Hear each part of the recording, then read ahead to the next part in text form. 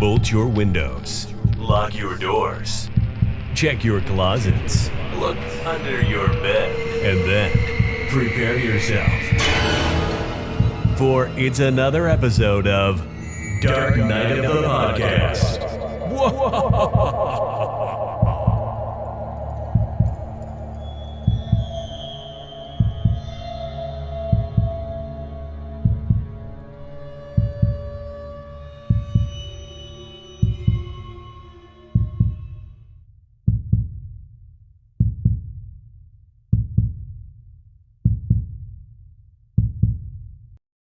So, Troy and listeners, everybody tuning in to this episode, I am just gonna, right off the bat tell you, I was this close to performing Barbara's monologue word for word as it's performed here in the film that we're about to cover, Night of the Living Dead. I was literally this close to performing it because as a teenager, I need you to know, I used that monologue to audition for high school theater. I was so obsessed with this film that we're about to cover that I literally would use this woman's panicked breakdown to audition for dramatic theater, and I always got the fucking role. Nobody ever expected it. I mastered it, and I still know it to this fucking day because I love this movie so much that it has literally defined my whole life. My whole fucking life. That's how much I love it, Troy. I mean, I think that anybody who knows you, who follows you on social media knows how important this film is to you. And for those of them that don't know, I mean, this film is so important to you that your very first feature film, your directorial debut, was a loving homage and reimagining to this particular film, wasn't it, Roger? Tell the audience about that if they did not know that. It was. And you know what? I knew that this topic was going to come up a little bit, and I decided we're going to dip into it a bit, Rebirth. But I really want to take most of this review to just honor the majesty that is George Romero's 1968 masterpiece, Night of the Living Dead. That is the title we are covering today. I fucking love it. It's my favorite horror movie of all time, and probably my favorite movie of all time, tied with The Wizard of Oz. Those are my two favorites. I do want to share that regarding Rebirth, it started off as really just my personal learning experience to teach myself the things I wanted to know to be a proper director.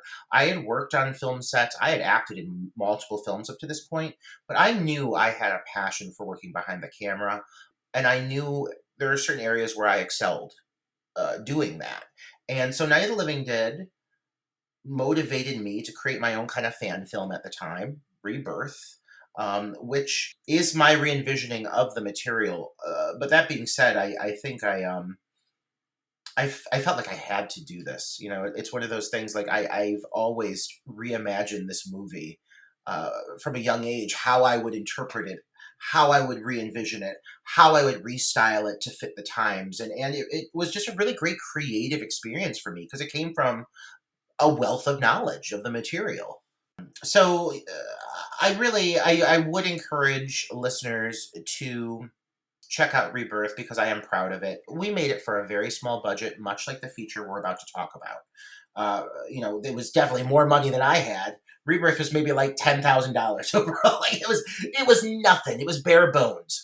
But Night of the Living Dead was made for $114,000. And even then, back in 1968, that was, way more money than it is now, but it was still an independent budget. And I think the thing that I'm most excited to discuss with you, Troy, is the influence that this film has had on the indie filmmaker and showing you what you can do with a small budget and a lot of guts and motivation and determination. You can create something fucking phenomenal, and this movie is a testament to that. Yeah, and I think it's going to be a great conversation because you know so much about this film. I mean, probably more than 99% of horror fans. I, on the other hand, I like the film. I've seen this film many, many, many times. I'm not that, I don't want to say passionate about it, but I wouldn't rank it among one of my top 10 favorite horror films, if I'm being completely honest here. However, I have a lot of respect for the film. I grew up kind of with this film being at the forefront of like growing to love the horror genre, because my mom would talk fondly about this is Night of the Living Dead was the movie that scared my mom the most of any horror movie she'd ever seen. And she remembers like seeing it in the drive-in theater when she was a kid, and how it just traumatized her, particularly the scene in the basement where the daughter stabs the mother with that garden trowel. So my mom would constantly talk about how Night of the Living Dead was the scariest movie she'd ever seen. So I do have that kind of fond memory attached to that. But in terms of like knowing a lot of like the production stuff and probably a lot of the stuff that you do, having to have watched this film many, many, many times to homage it with your Rebirth. So it'll be a really interesting conversation. Like I said, if I had to rank this, it would definitely be in my top 15. Yeah. No, I hear it. I mean, this movie, if you like zombies, you're going to have, I think, an instant respect for this. If you're not a zombie fan, I think it's a film that it might take you a few times to really win you over because it's so gritty and it is old. I mean, it's from 1968 and it looks it. It looks dated. To me, it actually looks older than 1968. And I think that's one of the things we'll talk about. And I'm not saying that's a bad thing, because if you look at a film like Psycho that was made in 1960, and I know we're comparing kind of apples to oranges with budgets and whatnot, because Psycho had a big studio backing, even though Psycho was pretty low budget itself, but just the overall quality and whatnot of the films, I think Night of the Living Dead looks older than Psycho, for example. There's a lot of what's the word I'm looking for?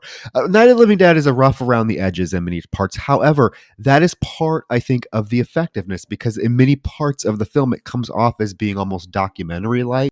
Yes. Yes, that's a huge selling point for it. I think, if anything, it almost feels at times like you're watching something that has almost like a snuff vibe to it. You see that with a lot of these older, like handheld movies, and this film dips into the handheld, and I respect it for that. And I got to say one thing because I don't want to lose it before we jump into actually talking about the film, but it's something you touched on, and I actually like. I want to build off of it. What you mentioned with your mother, same thing for me. My mother always said this is the movie that scared her the most. And my Uncle Roger, who I'm named after, was their favorite horror movie. And what drew my interest from a young age is like we had this old VHS box with all of these films in it. And it was a wooden box. It was like a chest, and you would open it. And it smelled like really old and stale because a lot of these VHSs were from like the 80s when they first started really pumping them out. And it was that one specific VHS cover. It's black and white with the title Night of the Living Dead in red. And you just see some of the zombies, including the one in like the hospital gown, just like wandering in this field. And it's like the case alone scared the shit out of me. I can still smell the scent of this fucking chest to this day. And it had such an impact on me from such a young age. And I finally got to watch it at 7. Like this was the first horror movie I ever saw, exposed to it at age 7, and like it fucked me up. For years and years afterwards, I was just drawing constant images of violence and gore. We were talking to priests and talking to therapists, and and I mean, this movie changed the trajectory of my life. So I really wanted to build off what you said about my mother introduced me to this film. She found it horrifying, and it rubbed off on me because there is something about it I just can't shake. I love it so fucking much.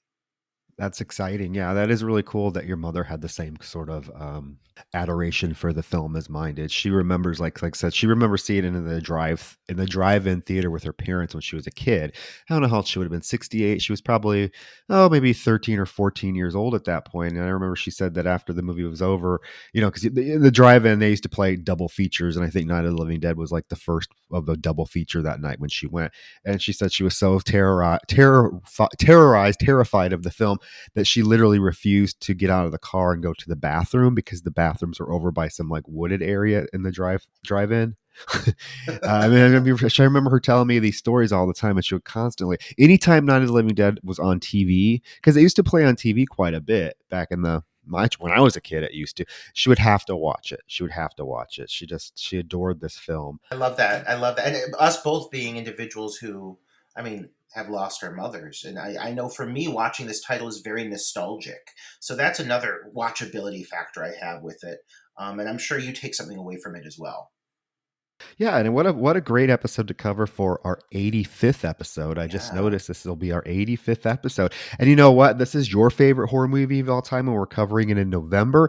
I feel like next month, finally, we are going to cover my favorite horror movie of all time. Yes, so I love. Oh, I know what it is. You know what it is. And it's not the 2009 remake either. Although we should just do that one just for shits and giggles. Oh, you mean the 2019?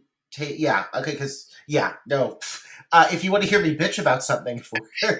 I think our audience loves hearing you bitch about stuff. Yeah, yeah. If you want to hear me just for an entire 2 hours just tearing this thing apart, we should do it. That could be a good time. Do a back-to-back double feature, the good one and the shitty one. But right now, we're going to talk about a real good one. We are. We're talking about a masterpiece, one of the most influential, whether it's in your top 10, top five, what you cannot deny, one of the most influential independent horror films ever made, period. Yeah, Period. I yeah. mean, Romero pretty much developed, grandfathered the whole zombie genre. Although I like in the film, I don't know, my viewing this time, I noticed they don't call them zombies in the film, they call them ghouls. Yeah, they did not start calling them zombies until after the film came out. Yeah. Well, yeah, definitely. But yeah, we're talking 1968's iconic Night of the Living Dead, directed by the late, great George Romero. You know, he died on my birthday. Oh, I just want you to Roger, know that. I'm sorry. terrible. I was distraught for days. I just needed you I to know bet. it. But I mean, this cover in this film is sort of like covering the Texas Chainsaw Massacre or Scream, or if we ever did like Friday the 13th. So many people know this film in and out, so I feel like we just kind of have a loose conversation about it and share our thoughts. I'm sure the audience particularly is going to be interested in hearing what you have to say about this film because it has impacted you so much. And you know, it is an interesting choice for you to say it's your favorite horror film of all time. You hear people talk about the film all the time, but I really, haven't run across many people that say it's their favorite. And I'm not saying that's a bad thing at all. I know people out there, they exist that love this film. I see why. So if the film starts, I guess, with the one of the most iconic opening scenes in horror. Right, you get introduced to this brother and sister duo, Barbara, played by Judith O'Dea, right?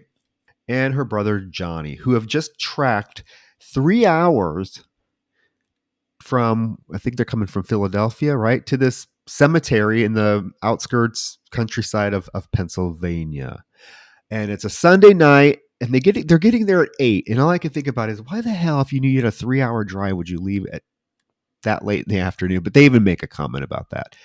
I guess this time around, because I knew we were covering it for the podcast, I really, really tried to pay attention to like the dialogue and what was being said. Because when you watch this movie, it's just like you're watching it for the zombie carnage and not much paying attention to the actual banter between the characters. At least that's my case, because I saw this film again when I was a kid, so it was just all about taking in the visuals of the film. So this time around, I really tried to focus on what was being said, and it's, the dynamic between Barbara and Johnny is pretty. I feel like even though they're not on camera together very long, you kind of get a really good sense of the relationship as brother and sister, right? Oh yeah, I think the whole. I mean, the whole opening, to be honest, is I think expertly handled. And I think one of the things about this indie that stands out is even with a low budget, I think Romero still had a style and a vision, and that translates very clearly here. His style, his approach. And we have to mention the score right from the opening of the film. Oh, my first note, the blare of that score. This is all stock music, by the way. This is none of this was actually crafted for the film, aside from a few like unique sound flares here and there. For the most part, this is all stock music, and they actually were struggling to finalize the budget enough to be able to afford music, and so through like a series of like a bet that was placed over like a drinking game, where a guy said that if he lost, he would pay for the full score, so they could afford the score that they wanted. And he lost, so he ended up paying for it, and that's why they ended up getting it. I love the score. I do. I can see now that I did not know that. See, that's a fact that I didn't know. But now that you mention it, you can tell.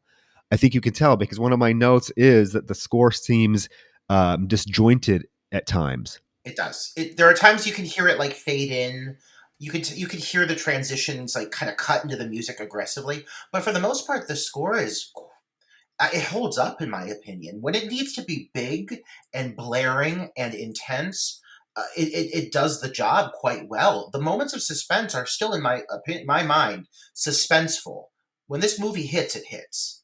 Absolutely, absolutely, and yeah, I just wanted to point out the score because I do think it is a standout component of the film. It makes the film gives the film a much grander feel than what it really is.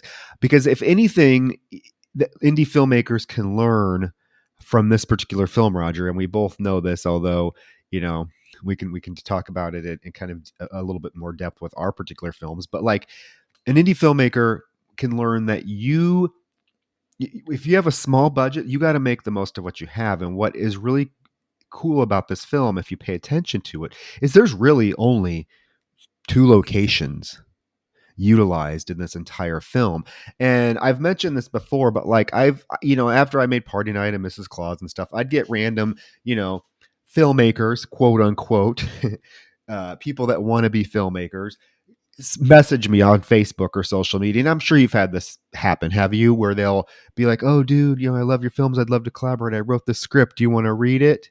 Have you had that happen? Yeah. Oh yeah. I've definitely had Okay. people reach out about scripts. I sometimes I will. Sometimes I'm like, no, sorry.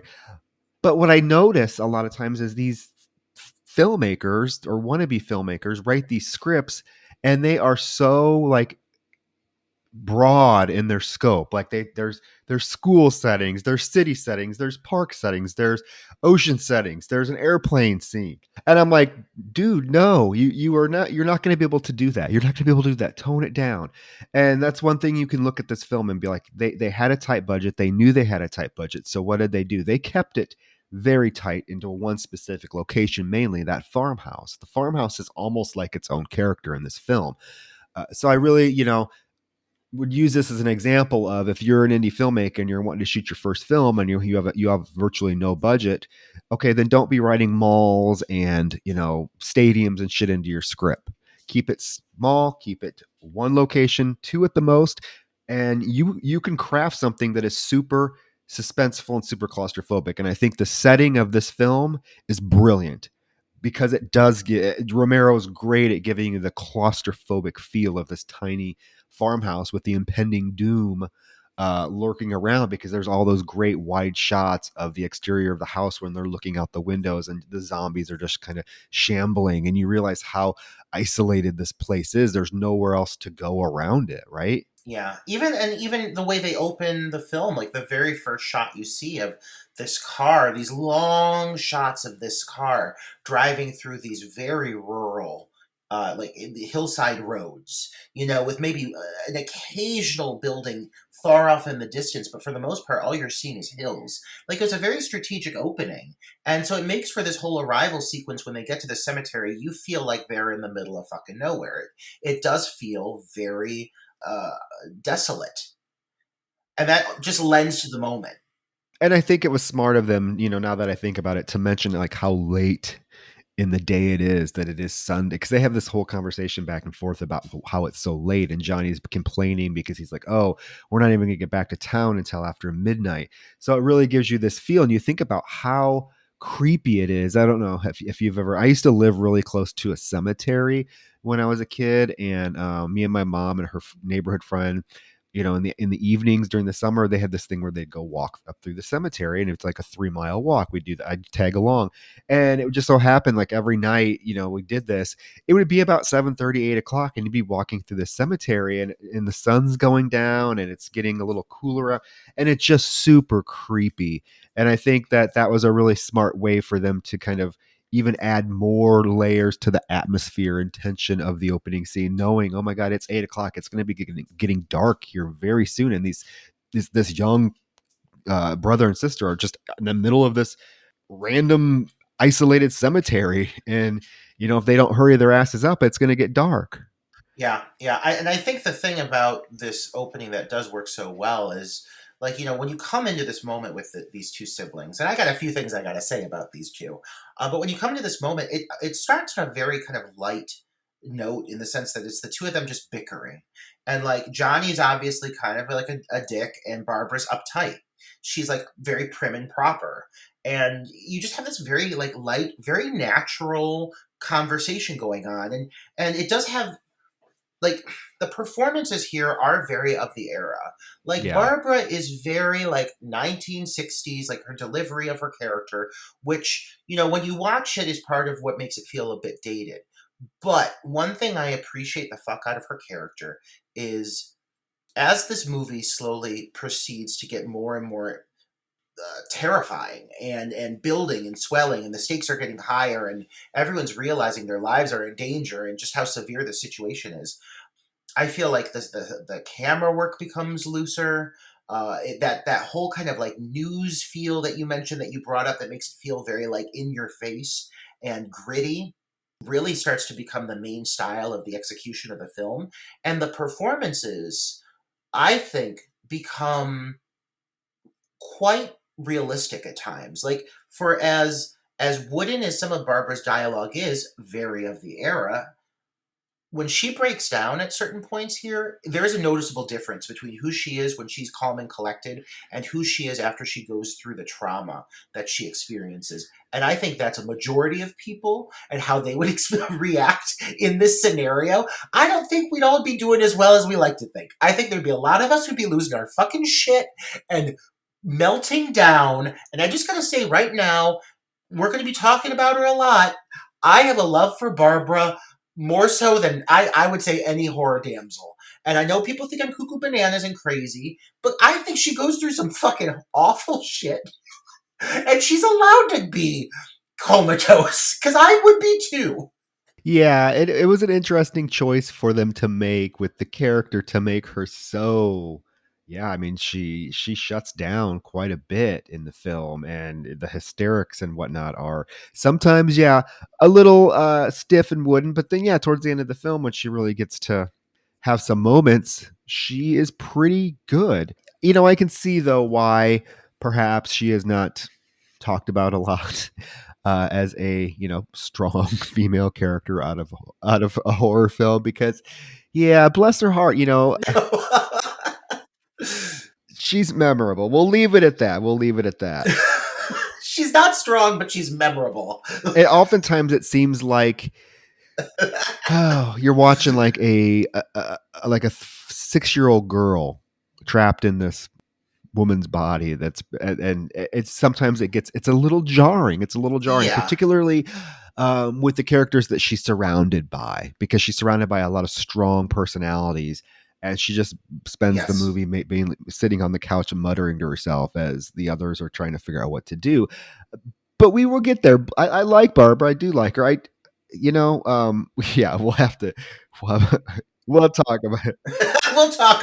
We got plenty of time to talk about Barbara. I do have to say also with this whole cemetery sequence, one more thing, because it's such a pivotal moment in the movie, and it's honestly often coming up on top tens of the scariest horror movie scenes of all time. Which honestly, this scene specifically, that kind of surprises me, because I wouldn't say this is the scariest scene, but I do think it's flawlessly executed. And I think one thing to acknowledge about what he does here is the fear that you were talking about earlier of being in a cemetery.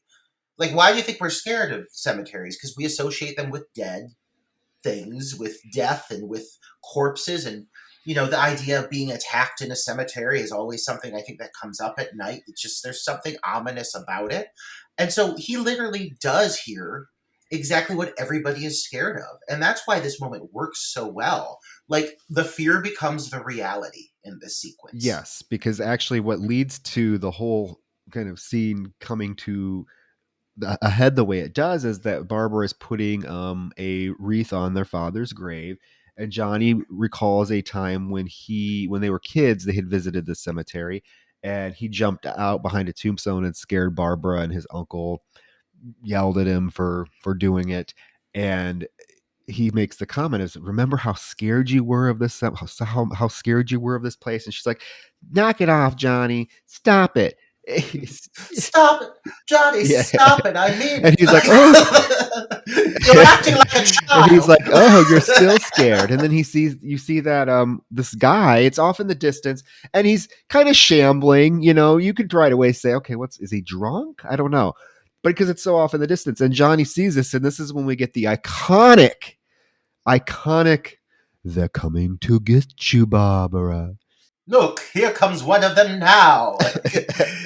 You're Yeah, ignorant. I love it. But what a great setup. And that line, I think the reason this scene pops so much is because that line has become something that is said amongst people who don't even know the movie. You know, that is a line that is just it's along the lines of "We must be over the rainbow." It's gone down as one of the most important lines, not just within horror, but within cinema. Yeah. Oh, absolutely. I don't know how many times I've heard someone say this. They're coming to get you, Barbara. And what happens is poor Barbara. She's like, stop. They come together. She walks away, and she's like, he'll hear you. And as poor Barbara walks by this gentleman in a very meek way, he literally grabs her and attacks her. And she starts screaming for Johnny to come. Johnny comes, and there's a struggle that ensues between Johnny and this ghoul. We'll call it a ghoul now. And they have a struggle before Johnny's knocked to the ground and hits his head on a tombstone. This whole sequence, the transition from the very stylish and elegant cinematography, conversationally that was taking place leading up to this, to the very handheld, jarring, shaky, violent cinematography that hits the moment that Barbara is grabbed, stylistically is fantastic. I mean, the moment this hits, the music, the energy, the tempo, it all just hits at once, and it kicks into high gear. And this goes from this kind of almost lighthearted comedic bantering to a violent attack within moments. And these two have no fucking idea what's going on. All of a sudden, he's forced to defend his sister, who's just watching on like a goddamn deer in blonde headlights.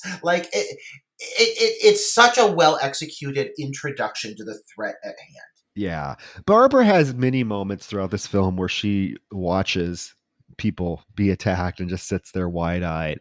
Although, her demise though is caused by her trying to help somebody. So she was right the whole time, just not to fuck with it. Just let it be. Let me tell you one quick story. I do need you to know that when I was in the 6th grade, my aunt and my cousins had a Halloween party, and I somehow managed to dress uncannily like Judith O'Dea's interpretation of Barbara, down to that blonde fall that she's wearing. I had a trench coat. I had a very similar dress. I was a male dressed as Barbara from Night of the Living Dead. And I played it off like it was kind of a joke. But everyone was like, that's way too obscure. to be a joke that any of us are going to get on. So I was at this major party with all of these other teenagers that I didn't know, looking like a fucking idiot. But God, I was so proud of myself because I loved her so much. So yes, she is a deer in headlights, but I sympathize. Yeah, I don't mind the character. I remember watching it as a kid and recognizing that it probably wasn't a good performance. It is. She's still an iconic character. So she watches this unfold, and once she sees Johnny fall, she gets in. She runs back to the car, gets in. The zombie or the ghoul is attacking the car. Picks up a rock and is trying to break the windows with the rock. And she's able to shift the car into gear. And I think she forgets though that you're supposed to steer, because she literally just lets the car swerve off and hit a tree. So let me tell you a story I know about why this happened. So originally the car, because she doesn't have the keys, so eventually the car was just supposed to get to the bottom of the street and level out, and she was supposed to get out and run because eventually the car just stops rolling. Though while they were filming the movie, the car was actually involved in a car accident. It got hit, and so they had to come up with a way to play it off. So if you notice for that whole sequence, you only see the one side of the vehicle until it hits the side of the tree, and then you see the damage on it. It was all just to cover up the fact that the car had been damaged. So that makes sense. That makes sense. But she gets able to get out of the car and run away. The thing is shambling after her until she comes to a farmhouse. And she gets to the back door, is able to get in the farmhouse. And there's this cool, like, psycho themed moment where when she gets in and she grabs a knife off the counter and she's walking through the house exploring, and she gets to one room and you get that musical sting and it fast pushes in on all of the taxidermied heads. It definitely reminded me of Psycho. There's a lot to like about this whole chase sequence, in my opinion. Like, we talk about like iconic chase scenes, Marilyn Burns and so forth, but honestly, if we're taking it back, if we're thinking of like one of the original chase sequences, this is one of them. I mean, she is pursued, violently pursued, into a random farmhouse and forced to defend herself. And I do think that it's a really well handled sequence. I mean, the time it takes from the moment she gets in the house, it stops for a moment to breathe, but it's silent. You hear all of the natural sounds outside. And then all of a sudden, you get these really great stingers whenever there's a shift in tone. And it just keeps building and building upon itself and layering upon itself. And the fact she's never been in this space before, like, you are right there along with her on this journey. So you're seeing everything as she's seeing it. It unfolds beautifully, in my opinion. It's definitely suspenseful, and the house itself, like I said, is eerie. It's quiet. It's isolated. It looks like it's been lived in, obviously, when she gets inside, but there's nobody around. She, does come across the phone and picks it up, but it's not working. And this is when she looks outside, and now she sees that there is not just the one out there are a couple out there. And I do like the fact that that is a common element that's used throughout this film, is like, characters, when they get into the farmhouse, they look out the window quite often, but it's every time they look out the window there's even more of these things, to the point where by the end of the movie, when they look out the window, it's like they're everywhere. But I do like that, because we as the audience start to realize, okay, so every time they look out, there's going to be more and more, and there is. So she runs upstairs and immediately sees this dead, like, skeletonized person at the top of the stairs. It's supposed to be like their face got eaten off. But this is Yeah. 1968 era makeup. But even for then, it's still, I feel like, pushing some boundaries. It's just, it's a skull with Play-Doh on it, is what it is. But they did the best they fucking could. And the sequence itself is still quite effective. I mean, the effect looks a bit dated, but the sequence is still great. It's a good startle. It's a good jump scare, yeah, because she runs up the stairs, and all of a sudden you get that musical, and you see this nasty, clay Play-Doh face. Have you watched any of the versions that are colorized? I have. They don't really blow my skirt up. Yeah. I mean, if I want Night of the Living Dead, I want it in pure black and white, and I want it gritty. I don't even necessarily want the remastering. Like, what works for this movie, and you kind of touched on this earlier, is how very gritty it is. And moments like this, when she's moving around through all these shadows, because that is something to acknowledge about this film, is the usage of shadow play. Yes. Like, they did some crazy shit just involving, like, paper shapes and lighting to create really dramatic shadows in this, and God, does it translate well. Because being black and white and being in this, like, eerie, desolate farmhouse, I mean, you don't even know where the shadows are coming from, but it makes this place just feel like so haunting. Like, this house really is a character. You mentioned that earlier too. This house is pivotal to the story, and it being as creepy as it is very much a major reason why this film works as well as it does. I would agree, and I love the lighting. I noticed the use of shadows, and I know, there's a lot of people, particularly like a younger audience, that is going to have an aversion to watching black and white films. There are several different colorized versions of this film. Like I said, I don't know which ones you've watched, but and some of them, like, Barbara's dress is yellow and others they're pink. It's just like they take liberties with what they colorized and how they colorized it. So I think it definitely loses its effectiveness if you watch one of the colorized versions of it. I would say definitely if you've not seen this film or whatever, and you want to check it out, just do yourself the favor and watch the original black and white version. It was filmed in black and white for a reason, and I think that it's definitely to the film's benefit that it is. Oh yeah, I mean this is a case where the colored film existed decades at this point. They made the choice to film on black and white film, and a lot of that decision was to save cost. I mean, it was honestly just cheaper for them to do so. But I really do feel the black and white lends so much to the overall effect of this film, especially in these moments like the stairwell sequence, coming back full circle, which is flooded with shadows and so very haunting, and it just gives it such a creepy, just really like just gritty, creepy, unsettling vibe. Yeah, I was gonna say definitely unsettling, definitely kind of like even like a dirty feel to it because it is, Yeah. I don't know. Yeah, it's so effective. She runs out of the house when she sees this body. She immediately darts back down the stairs and runs out of the house onto the porch. When she's immediately greeted then with the headlights of a truck, and out comes Ben, who has his truck has run out of gas. He's looking for gas, and he just happened upon this farmhouse. He tries to approach Barbara and to talk to her, ask her, do you live here? What's going on? And she's completely silent.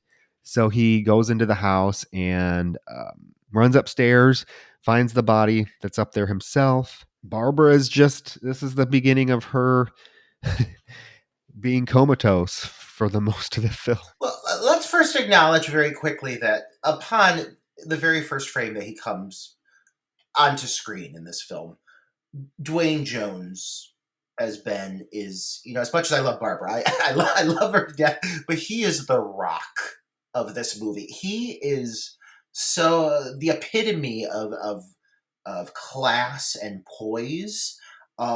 He is beautifully depicted, um, so well played. Dwayne Jones, I really think, gives a performance here that should have gotten him more work after this movie, and not just because I love this movie. He is honestly just that good in this role. I would agree with you. I don't know why he didn't. And we have to mention it.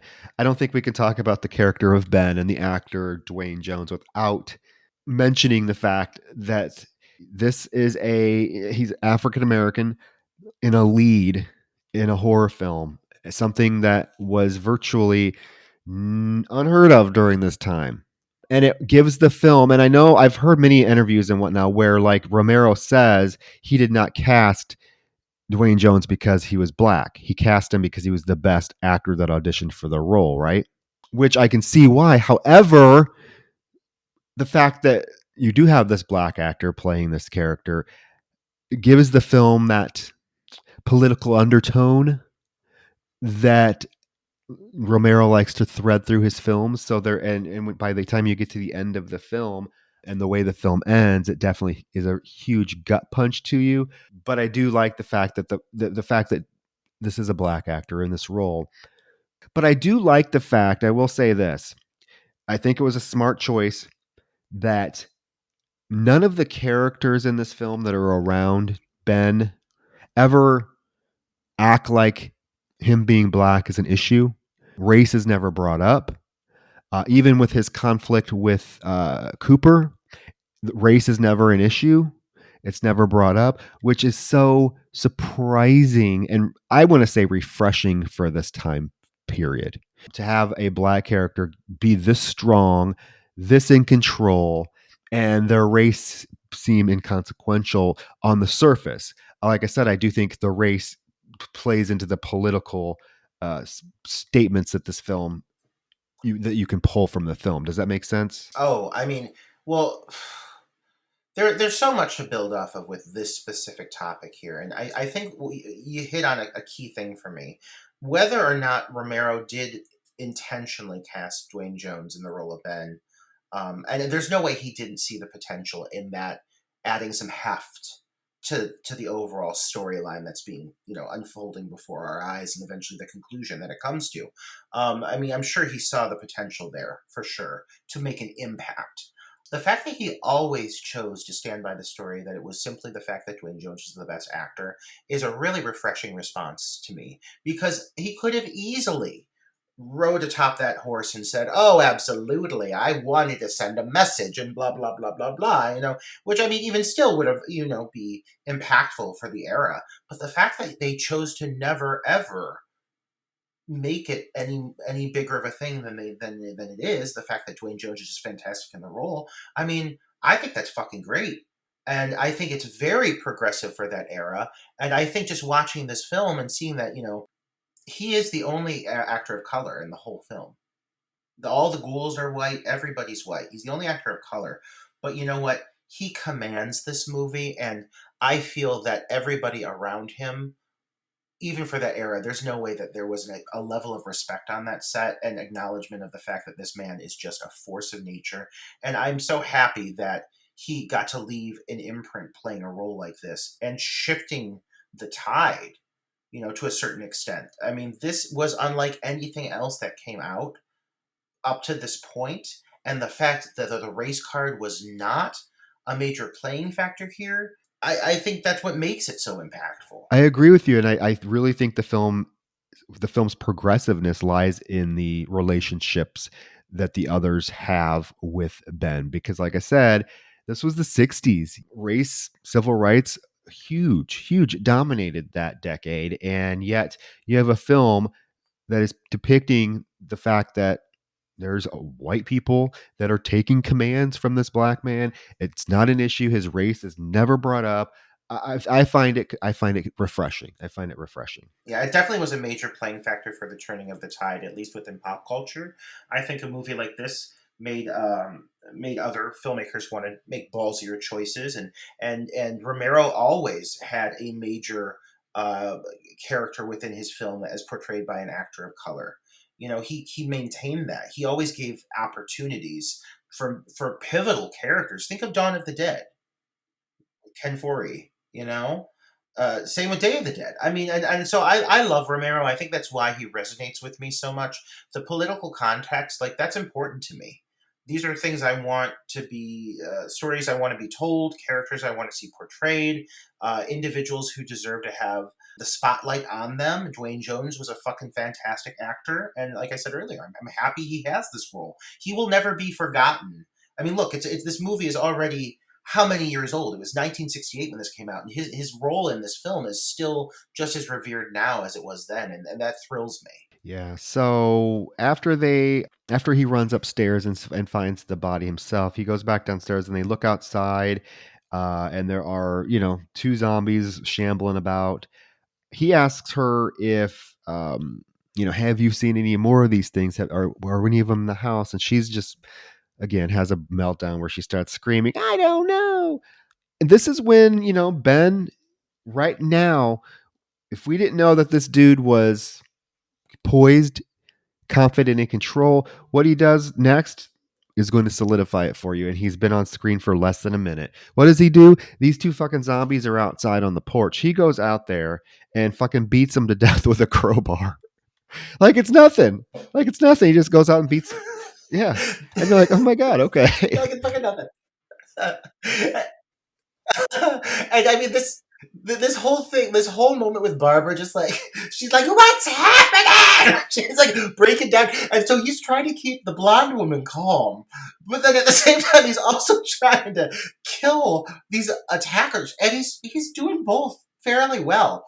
But I think it's the third ghoul, the one that approaches Barbara from when she's sitting there just melting down within the house, that I find the most effective in this sequence, because there's this whole sequence where he sees that this ghoul's about to fucking eat Barbara, and she just doesn't even know it, and so he runs in, he moves her, and he manages to beat this ghoul to the ground, and then he takes the crowbar and he jams it into the zombie's head, and there's this fucking great shot of he pulls the crowbar out and the head goes back, and whatever they did to create the texture of this wound on the ghoul's head, it looks like it has depth to it. It looks like a hole. It's a fucking great effect. For 1968, absolutely.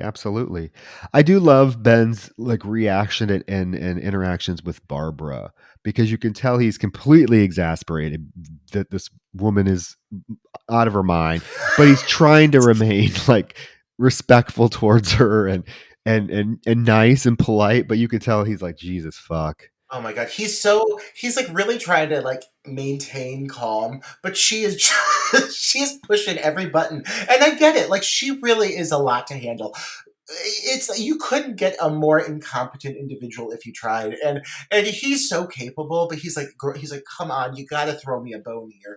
So this whole thing happens, he saves her, and then there's this great moment where like he looks up and there's another zombie, like there's another ghoul in a robe, and he just full on comes at it and beats the thing in the eye, and there's this really awesome reveal of the ghoul covering its face and like backing up, revealing what is now like five or six more of them closing in on the rear of the house. And I really love some of the moments where like there's a few times that you see certain things move aside or step aside or turn to reveal, like you said earlier, the number of zombies growing. It's like they're multiplying, and they handle these moments very well, and I find this to be quite an effective sequence. Yeah, well, I do like also his response to these growing numbers of zombies is pulling the one he just bashed in the head out on the porch and setting it on fire. Because Oh, I love as we that. find out later, he already knows that fire scares them off or is a deterrent. So he sets the one dead one on fire, and all the other ones go running, moaning and running away. He goes back in the house and he's like, turn on all the lights, and we need to find some boards to board up the place. She's unresponsive, of course. He's like, look, please do this. We have to work together. So she, like, saunters into the living room. There's this little music box that starts to play that she becomes fixated with. And Ben is just getting it done. He's tearing doors, pantry doors down, busting fucking dressers and armoires apart. And she comes in, fucking Barbara. She comes in carrying what looks to be a ruler. It's his little boy. No, she's, well, she's trying. Okay, she's trying. A few things I want to touch on. I fucking love that music box moment because I think it Romero. I think the perk of Barbara in having a character like her is that he has multiple great moments in which he stylistically depicts her decline, her mental decline over the course of the movie. This moment with the music box with this creepy just like ding ding dong dong dong, like it's very much like in line with her mental state just kind of going off the rails. And then later he uses a lot of really good like zoom ins on her face pushing in as like the realization of what's going on is settling in. So he does a lot of he makes a lot of really strong choices with how he films Barbara, Judith O'Dea's Barbara. And I think this music box moment, though it's so unnecessary, it was a really great artistic choice. That being said, yes, she is completely incompetent in every way, and she does come back with a tiny armful of like little logs, and even Ben, like he looks at her, he's like, are you fucking kidding me? And then she like comes on over and she's like kind of trying to help, like she's like, I think I'm gonna like put my hands up and hands up on the door and like, oh nope, but I'm scared, and like now I'm kind of just breaking down, and eventually he just like shoulders past her, he just like rams her out of the way because she's literally just in his way. But I do feel like she's kind of trying to maintain poise to a certain extent. She's just failing miserably. Yeah, yeah. I mean, Barbara is definitely a bless your heart character, right? I love when she goes up and she puts that little piece of wood on the window, like it's really going to do something. But he's trying. God, he's trying to engage with her. He's trying to get her to open up and kind of snap out of it. He tells her about being at the diner, Beckman Diner, when he saw a semi um, being chased down the road by 10 or 15 of the zombies before it caught fire and crashed. And he was able to get out of the diner and kind of he was going to go help the driver before he realized these things were ghouls. And as he wanted to go back into the diner to get people to help him, the diner got encircled by the zombies and they went in, and he could hear people screaming. Very, he's telling this very matter of factly, but there is that hint of just disbelief and terror to his voice, but he's keeping himself very calm and collected while he's telling her this. She, in the meantime, finally tells him about their experience in the cemetery. And she is getting extremely. Is this the monologue you delivered, Roger? We were driving in the cemetery. Johnny and me. Yes, I can, word for fucking word. I could give you the whole thing. I could give you the whole goddamn thing. He grabbed me. He ripped at my clothes. Okay, so first, his monologue. Let me touch on this. I feel like I'm watching Masterclass Thespian, uh, like a monologue that you would see on like a Broadway stage. It's so well executed. He's so, again, commanding on camera. His vocal tone. This could be really boring, like just listening to two people giving monologues, but like between his performance and him going through the motions of like tearing this table apart, the sound of the wood breaking, there's so much great audio here that just feels very natural and authentic. And it just, I feel like this doesn't ever get boring. In fact, it kind of sucks you in. And even with her monologue, like we saw this happen, we witnessed the scene, and hearing her recollect it, like, I mean, you feel for her because she obviously has no fucking idea what's going on, and you're realizing just the kind of trauma that she had. She's realizing it. She's kind of realizing my brother is dead until she starts to think maybe he's not, and then she gets super super fucking crazy. But I really think this monologue is some of her best acting in the film because she becomes pretty unhinged for a moment.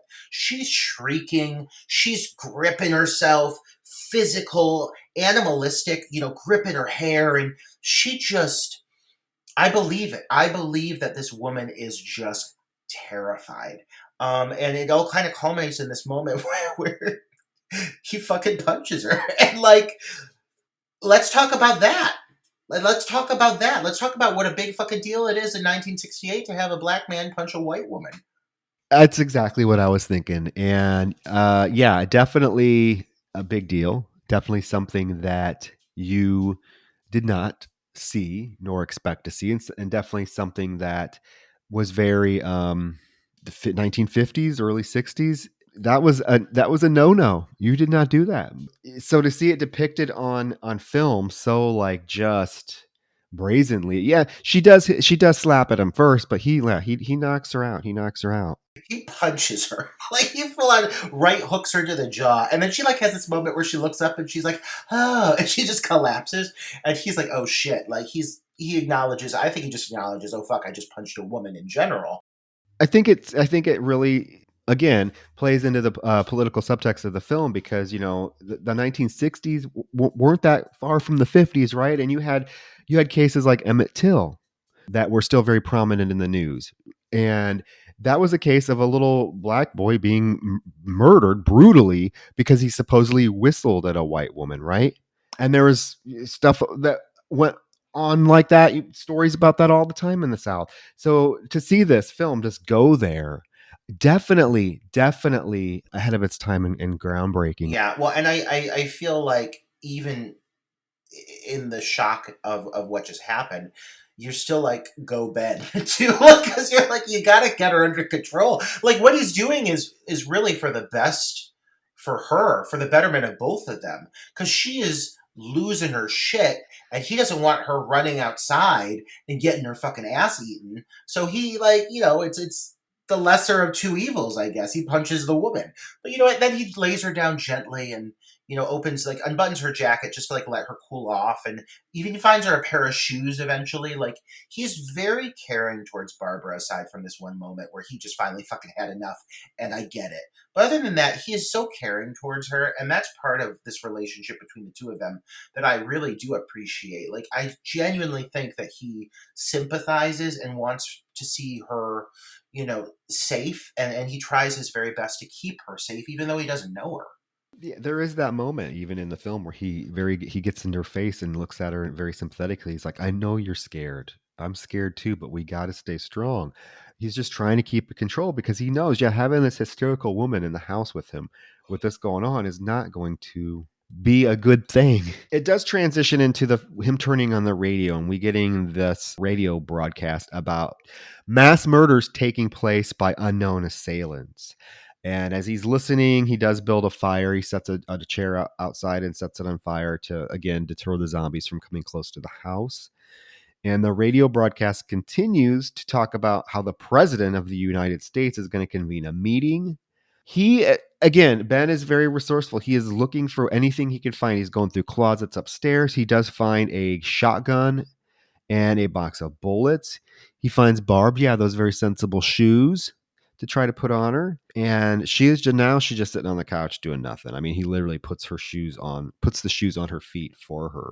Yeah, she's full on comatose right now. Let's just be clear. Like, she is not responding. He's talking to her, he's trying to comfort her, and he's just getting a dead eyed stare. But I do have to say that at this point, the radio is coming into play here soon. And the radio and the news footage that follows eventually later when they find the TV, such a pivotal aspect of this film. And watching it this time through, I really appreciated just how well this dialogue is written, because in the background of all these moments, as Ben's going around working through the house and Barbara's just sitting there like a fucking fool, you hear so much exposition, and it's so well written. It's really well written. I mean, it sounds like a fucking news broadcast of that era. And part of what's so scary about this film is what you learn just through these broadcasts, because there are times that's all you're hearing is the audio of this newsreel going on. And it's just filling you in on what's happening, up-to-date information.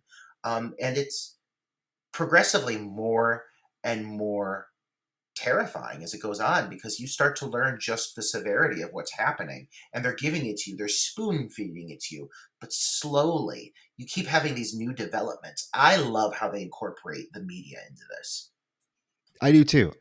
And yeah, you're right, because it's this particular broadcast, as Ben is watching, or as Ben is searching the house for materials, we do cut back to the news broadcast that states that the people that are being murdered are being partially devoured.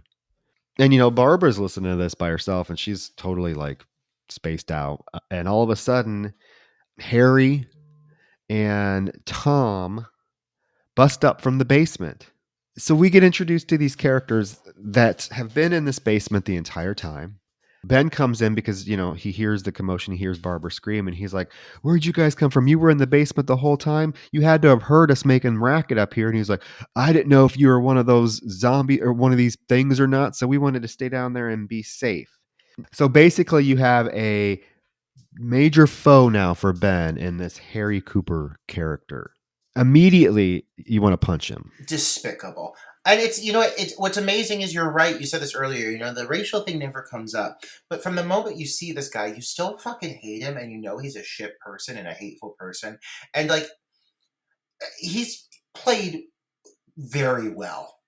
Very well. Like, I mean, Carl Hardman, again, another actor who really didn't do a lot. But like, he perfectly encompasses this kind of just fucking shitty, middle class, entitled asshole. And we all know him. We all know a guy like this. And this is exactly how that guy would act if the world started to crumble around him. He put himself first. And I really love the way this moment's introduced too, because again, with Barbara in her current state, for the most part, she's just sitting there looking wild-eyed. But then, like, there are moments where like certain things happen where she does have to react. And it's funny to me that Barbara is like still capable of responding, in the moment. Like, she can still run, she can still respond, she can still scream. But when she's not doing that, she's just sitting there like a Jello mold. But I do love how quickly she gets up off that fucking couch and like sprints for the doorway, because she responds pretty fast. But yeah, it is a great introduction to these two characters. Harry is the ultimate villain, and Tom is just a lamb. He's a sweet country bumpkin, and I like him very much. Oh, Tom is adorable. I like Tom a lot. But the thing about this Harry character and his whole shtick throughout the movie is the fact that he thinks that being in the basement is safer than being upstairs.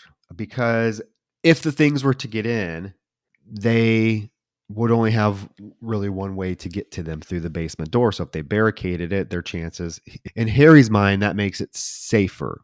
Whereas Ben is arguing, no, if they get in, we are basically trapped down there. There's no way out. If we stay up here, we have the doors, we have the windows, we have all of these options. But if we barricade ourselves in the basement, we're trapped. It's going to be a tomb. And Tom chimes in and agrees with Ben. Even he's like, yeah, he is right. If they get in, at least we have places to run. And at the same time, they're looking out the window and they're seeing even more zombies accumulating around the property, including one that grabs Ben from the window outside as he walks to check the back room. A zombie's able to get in and get its hand in and grab him. Tom comes and like beats its hand away, and Ben shoots it. And then you get an exterior shot of just more of them coming. And there's a variety. There's that lovely nude one. There's the one in the hospital gown. There's the one that is hungry, so she picks that, what is it, a fucking June bug or something off the tree and eats it. Well, a few things. First of all, that's Marilyn Eastman in a sensible blonde wig, who also plays Helen Cooper. Did you know that? That's the same Oh, actress. I did not know One of that. one of the great things about this movie is like everybody, for the most part, like even like major actors double as like zombies or other characters, which is such like an indie thing. Like at every set I've ever been in, there's people playing multiple roles. Like the body at the top of the steps when Ben moves the body, the actual body when you're not seeing the decomposed head is Kyra Schoen, who is Karen Cooper, the little girl. So she doubled as the corpse for that. Like it's just so cool how everybody came out to do like anything they could to help make this movie come to fruition. A whole sequence with the hands coming through the windows, I think, is honestly a very well handled sequence. Down to that like clay hand where Tom is like chopping the fingers off. Sure, it looks a little bit dated, but it still looks pretty fucking good, I gotta say. And the whole build up with Ben blasting the ghoul through the chest multiple times, leading to the headshot, leading to that massive reveal of all of the ghouls in the field approaching the house. I mean, we've mentioned the term building dread so many times throughout the course of this film, but this moment right here is just terrifying, in my opinion. When you finally see just how many of these things are approaching from a distance, like it's just a matter of time before they get to that house. And the suspense is constantly kind of pumping after this point because you see just how close they are. And there's a lot of them. And it's just filmed so well. It's such a great shot. I think it's iconic. This whole field sequence of the ghouls approaching the house. I think it holds up to this day. And I also find it rather effective how normal a lot of these ghouls look. I mean, there are certainly some that are mutilated and wounded, but a lot of them just look like average, everyday people, which makes sense because these are freshly dead people. These aren't the Walking Dead zombies we see all the time that are rotting and decomposed. These are fresh corpses. And in a way, it makes it just as scary, if not scarier to me, because this does look like your next door neighbor, your friends, your family members. It looks like someone who was just standing next to you in a crowd, you know? I mean, it is an iconic scene. That scene of the female zombie eating the bug is definitely one of probably the top three scenes from this film that I think people associate with it. It just accentuates that whole feeling of like these people are really in the middle of nowhere. And the black, if you're watching the film in black and white, just the starkness of the white gowns or the nude body that you see out in this like vast black field as they're getting closer and closer to the house, it definitely creates that massive sense of dread and helplessness. So there's inside the house, there's this whole argument that keeps ensuing about should they stay upstairs, should they go downstairs. Ben gets fed up and he's like, you know what, get in the fucking damn cellar and stay down there. Harry's like, you know what, you're insane. And Ben tells him, puts his foot down. He says, you know what, if you go down in that base in that cellar, you are not getting anything from up here, period. So you better make your choice now. And this is when Harry mentions the fact that they have a sick kid.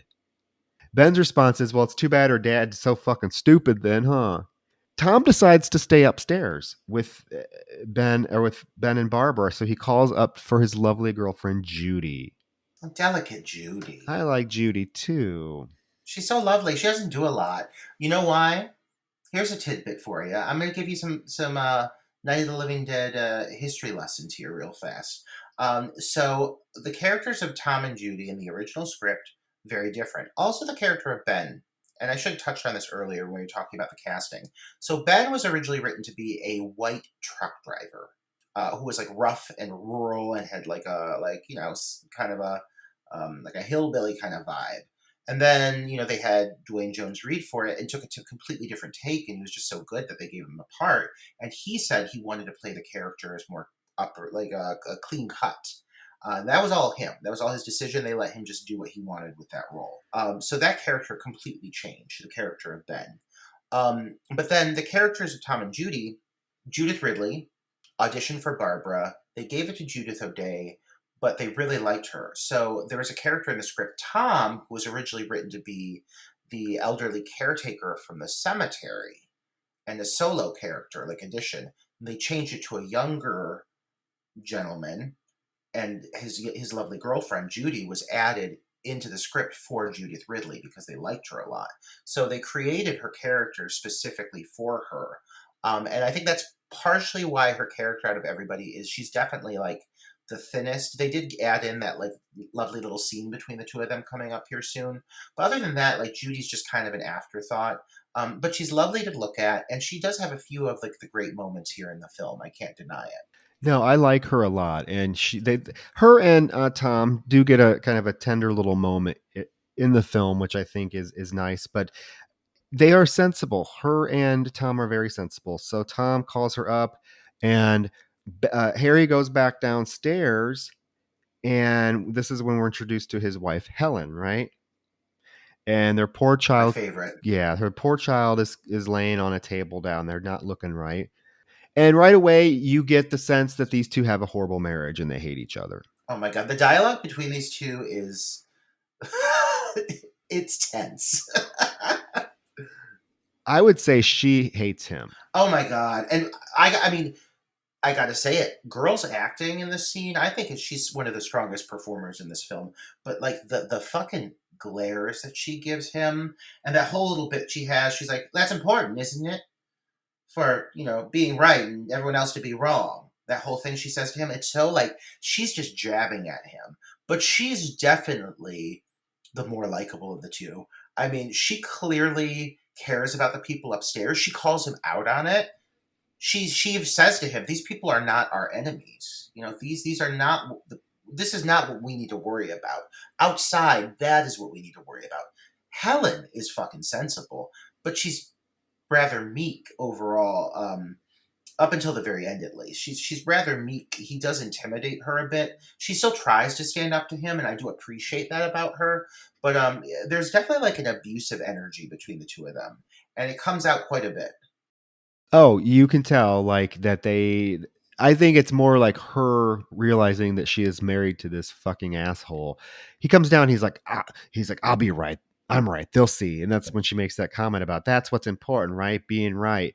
She's also pissed off when she finds out that there's a radio up there and that he boarded them downstairs. Oh my god, I love when she's like, "There's a radio upstairs and you bother us down here." She gets fucking pissed off at him. I love it. And then her little comment, "We may not enjoy living together, but dying together isn't going to solve anything." What a line, though. What a good fucking line is that?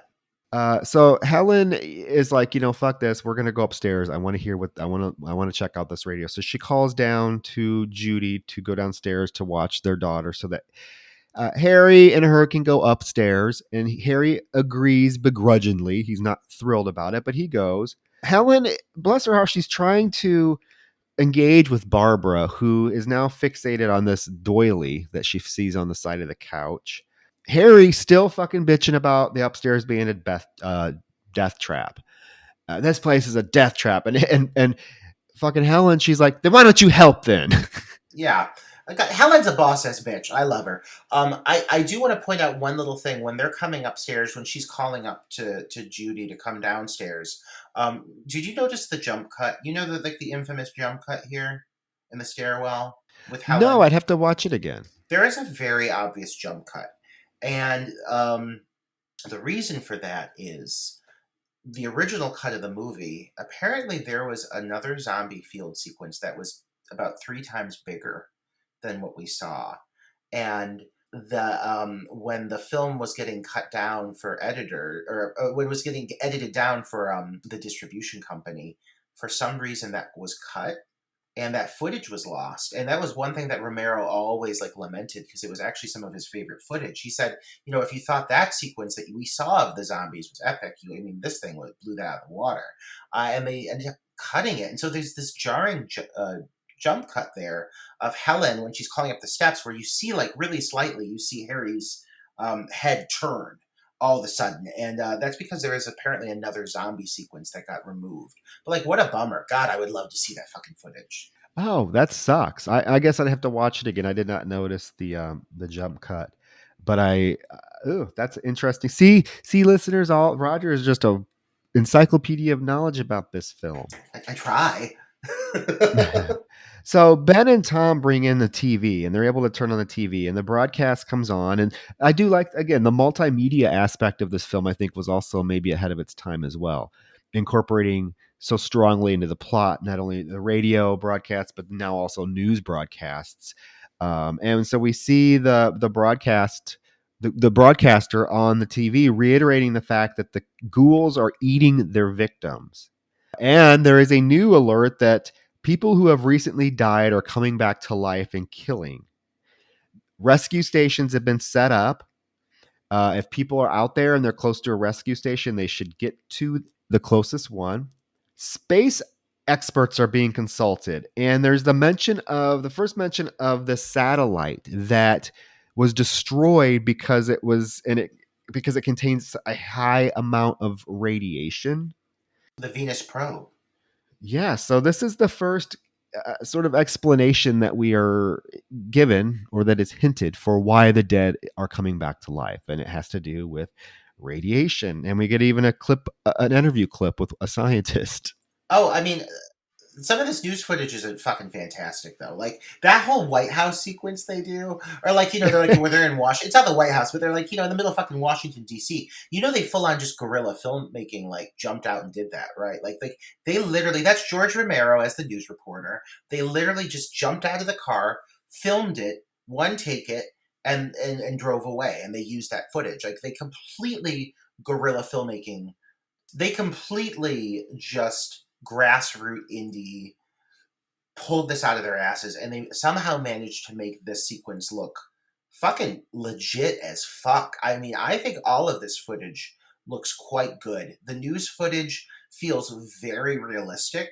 That reporter, the sound of his voice, Chili Billy Cardiel, who is the father of Laurie Cardiel, who is the lead in Day of the Dead. So that was her connection to the film.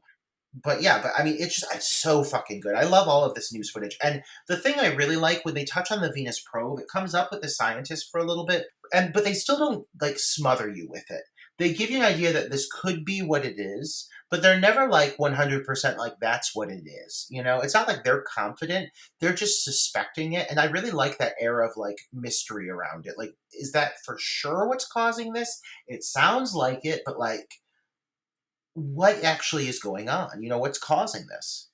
Yeah, I do like the fact that there is some explanation hinted at, and it actually comes even more full circle by the end of the film in terms of like what is causing it. It is radiation. Ben heard that the rescue station is there's a rescue station in Willard, and he's like, Willard, that's only about 17 miles away. We could get there, but we need to get gas so I can get my truck going. So they know that there's a gas pump out by the barn of this farmhouse. And there's a little news segment that's playing that I feel like is put in there for a specific reason, but the characters aren't really paying that close of attention to the TV now because they're talking about the gas pump. And it is the fact that the scientist is saying that anybody that's been injured by one of these ghouls needs to get help immediately. So Ben's like, go back downstairs with the kid. And again, the newscast is continuing to giving all this information. Cadavers coming back to life. The bodies, when you kill them, they must be burned immediately. So Ben comes up with this plan. He asks if there's any kerosene, and Tom's like, "Yeah, I think there's a whole thing of it downstairs." So they're going to make Molotov cocktails to distract the zombies so that they can run out and get the truck and the gas pump. Unlock the gas pump. The gas pump is locked. So, and they found the key conveniently. Everything's kind of coming together. They're starting to form a little plan. When we the audience are like, okay, yes, they're gonna, especially like when they find the key to the gas pump and they're making these fire bombs to throw. We're like, yes, okay, this is may have a happy ending. Yeah, yeah. I like that they all kind of, for a moment, they sound like they're kind of on the same page. Even Harry, like, he's reluctant, but he is open to stepping up and assisting, and he does. He is the one that throws the Molotov cocktails. I do want to mention one little moment, that when that doctor is on the news talking about, he starts bringing up the idea of like the injuries. People who have been injured by the ghouls have to be like watched and treated immediately. And you see this moment where Helen like notices it.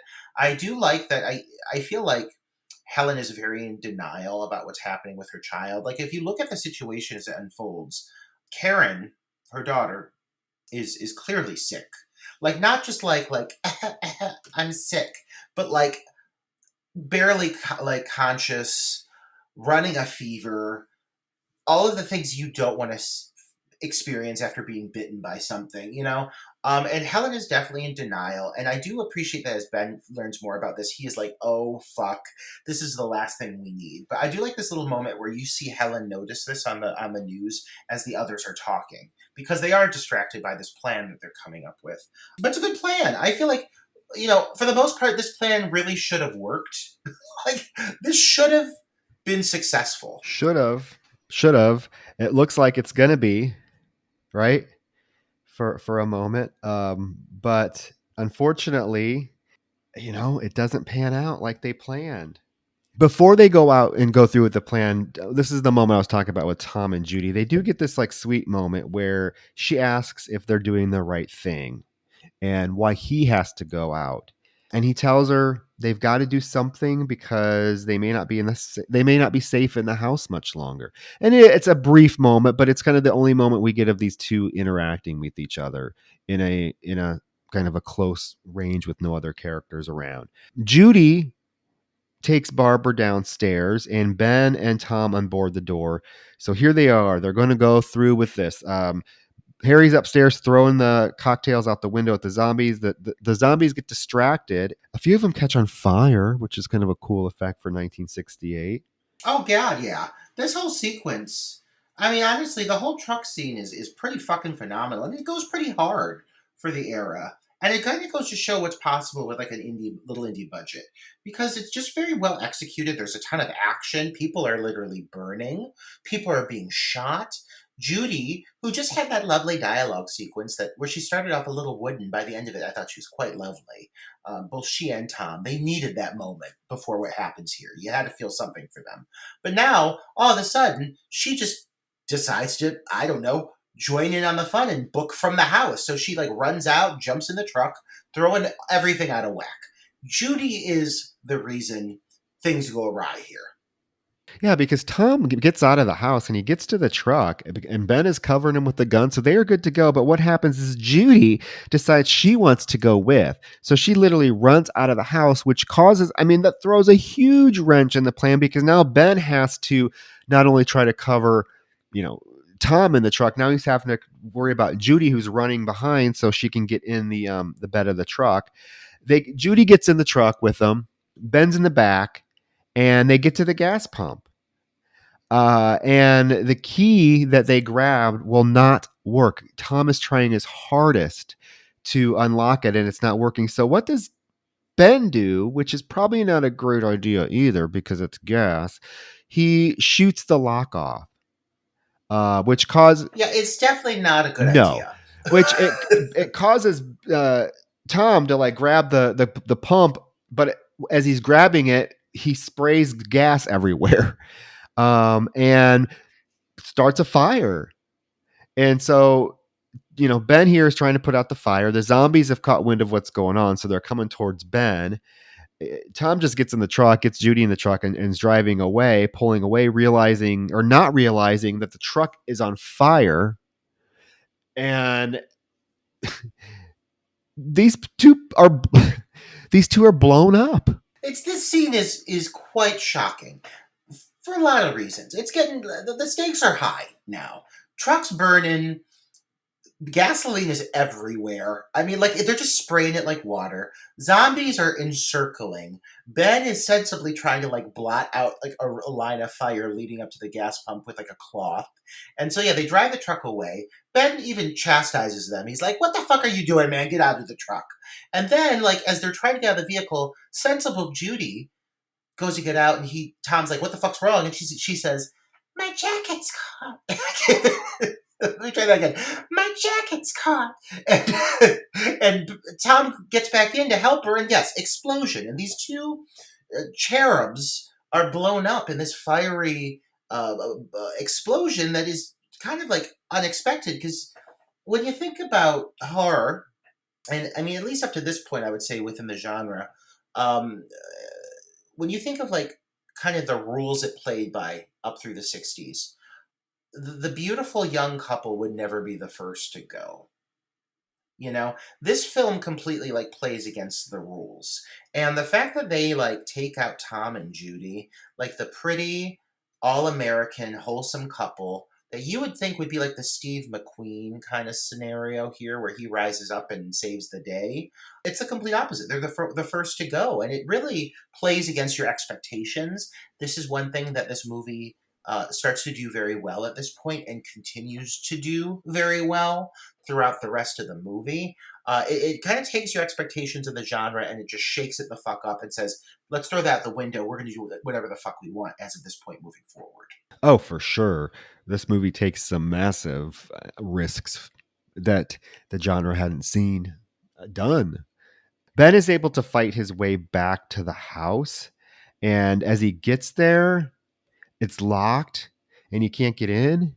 And Harry hears him knocking, but is it like gonna just go downstairs and leave him out there? And Ben, being the no nonsense dude, kicks the door down and gets in. Oh my god, that sequence where he just like glares at him. I He's know. like, "I know I love it." And that whole run to the house too. Let's talk about this for a split second, Troy, because I really think this is one of the most suspenseful scenes in the movie. Oh After yeah. the explosion, when Ben realizes that he is alone in the middle of this field with a shit ton of fucking zombies and nothing but a torch. I mean, you see just how many of these things are surrounding him at this point. And again, it feels like very high stakes. The fact he gets back to the house, it's just with the skin of his teeth. And then, yeah, he has to fucking eyeball this fucker who pretty much just tried to, sacrifice this guy to those zombies so he could have his way. Oof, I love the tension that forms here between these two characters. Oh, it's thick now. Ben has to re-board the door up because he broke it down, and Harry helps him. I feel because he feels guilty about what he did, or at least he doesn't want the shit kicked out of him, but he actually gets the shit kicked out of him. Ben punches him, throws him on the couch. It's like, "I ought to drag you out there and feed you to those things." And all Harry can do is just sit there, wide-eyed terror on his face. But How it satisfying is. is It's that very moment? satisfying. But like, come on, you're literally going to let this guy be eaten to death or be eaten because you want to have the satisfaction of being right. It just shows you what a shitty fucking person he is.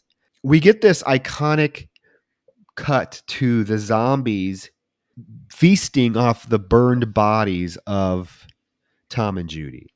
And I can only imagine how this played in 1968. Now it's not so shocking, but I can imagine people in 1968 were losing their fucking minds to see these zombies fighting over intestines and eating femurs and livers, and it's just Up to this point, the movie has been, I mean, it's been relatively tame. I mean, people have been shot.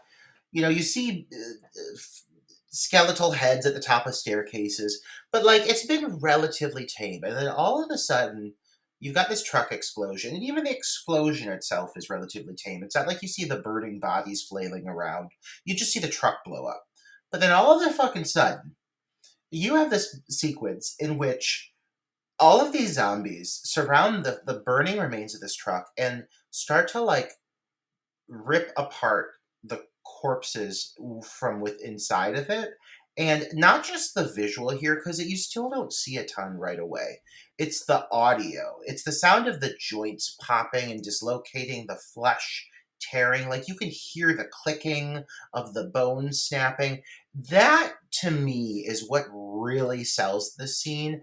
And then, of course, what follows afterwards, the actual feasting sequence, like the consumption of the flesh, that's wild. That scene, I mean, it still is pretty shocking. The scene of the single shot of the one zombie fighting over the intestines and the audio of him snarling. I mean, this I think set the groundwork for the shock factor that we get from gore today.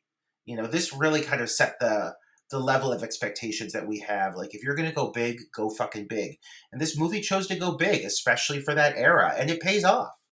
It's a great scene, and again, I can't imagine how it played in theaters in 1968. The unsuspecting audience watching this probably, like I said, lost their fucking minds. You know, Roger Ebert gave this movie a really negative review when it first came out, and he was talking about how he saw it in the theater, and at that time, like, the rating system didn't exist. So he's like, I'm in this theater, there's kids, you know, around me and watching the movie, and the first half of the movie, it's, you know, they're enjoying it, they're laughing along with it, they think it's fun, they think it's exciting, and then he said, like, then there's a turning point where this stopped being fun and started being legitimately terrifying. And these kids had no idea what they're getting into. And I remember him saying in this piece, he's like, I looked over and saw a kid who was there alone without his parents, just weeping, just crying because of what he was watching. Because they had no idea they were going into something so terrifying. For that time, I'm sure that fucked people up.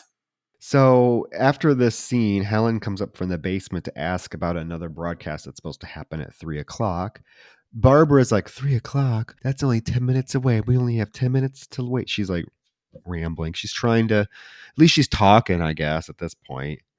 Ben asks where the nearest town is, and Helen's like, I don't know. We were just trying to get to the hotel for a night before we were attacked by these zombies, and our car was overturned. So Ben's like, okay, so where's your car? And Harry says, we can't get there. It's over a mile away, and we have a sick daughter. Ben asks, well, what happened to your daughter? And they respond by saying that she was grabbed by one of those things and bit on the arm. And of course, Ben is like, Jesus Christ, we don't know what kind of diseases these things could carry.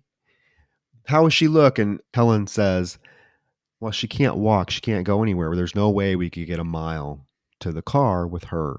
And so the radio comes on, and we find out that the ghouls can be killed by a shot to the head or a bash to the head, and they need to be burned immediately.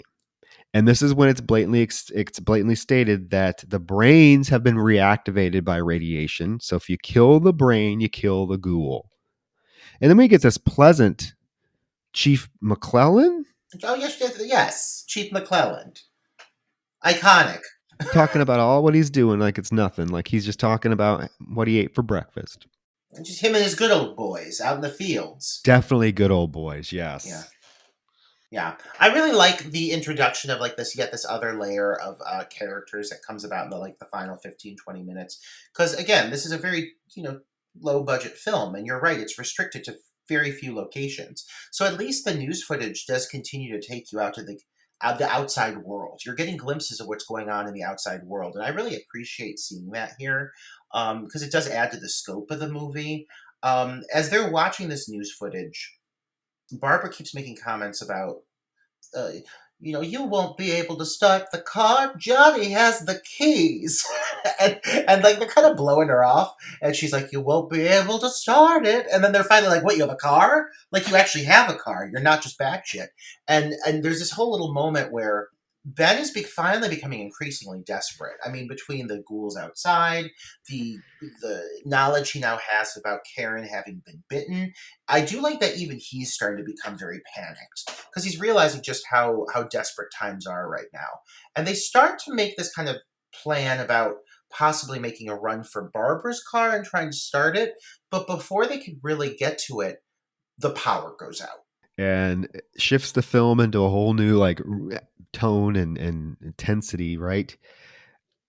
Because the ghouls now they're getting smart. They outside we see them picking up rocks, picking up logs, and they are approaching the house. And in fact, one of the ghouls even like throws a rock through the window. So they are trying now to get in. So everyone's trying to keep them out. All Cooper can think about is he wants the gun. He tells Helen, "I need to get that gun." And she says, "Is that the only thing you're worried about right now?" And he's like, "Look, that man just got two people killed. We need to get the gun and we need to get out of here." And I mean, the ghouls are coming in. They're busting through the windows. They're busting through the door. Cooper's just standing there watching. Even his wife is being like grabbed by him, and he's just standing there. And Ben's like, "Come on, you have to help." So he runs over to Ben. What ends up happening though is Ben drops the shotgun, and instead of like helping his wife or helping Ben do anything, he picks up the shotgun and points it at Ben. He's like, "You want to stay up here now? You stay up here." Ben not having any of it. He takes one of the boards from the door and launches it at Harry, knocks the gun out of his hand, runs over, gets the gun, and in a very, I think, shocking moment, and everyone's like, you can see Harry's eyes go wide. Helen's looking over it about what's ready to happen. Ben pulls the gun on Harry and shoots him in the fucking stomach. Shoots Harry. Shoots Harry in the stomach. Yeah, it's pretty wild. So, I mean, that was pretty shocking to me. But I mean, I can't say that Harry doesn't deserve it, right? I mean, this is the second time he's basically tried to kill Ben. So what would you do? Are you going to trust this fucker anymore? Oh no, I think like he definitely got what was coming to him. And there's even a moment where he's like trying to get Helen to go downstairs and she's like, "No." Even she's like, "No, I'm going to stay and help Ben." And Harry just can't process the fact that people won't listen to him. Like that's really what it comes down to is he just wants to have like control.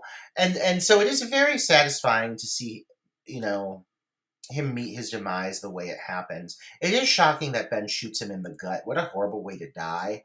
But it is a welcome relief to you, the viewer, because Harry truly is one of the most despicable villains of horror movie history, dare I say. He is able to stumble down in the basement. And he drops dead right at the foot of the table that she's laying on. Helen is being like grabbed. Like there's probably four or five of the things that are grabbing her through the boarded window. Barbara finally, because she's just been sitting on the couch watching this all unfold, finally, for some reason, she gets the courage or the wherewithal to get up and help Helen get away. But what ends up happening is the zombies grab her instead. Well, first Helen books it to the basement. So Helen gets downstairs because Barbara's still up there helping Ben for a bit. When Barbara steps to for this last bit, she really gives it her all. I got to give her that. At least she goes out swinging.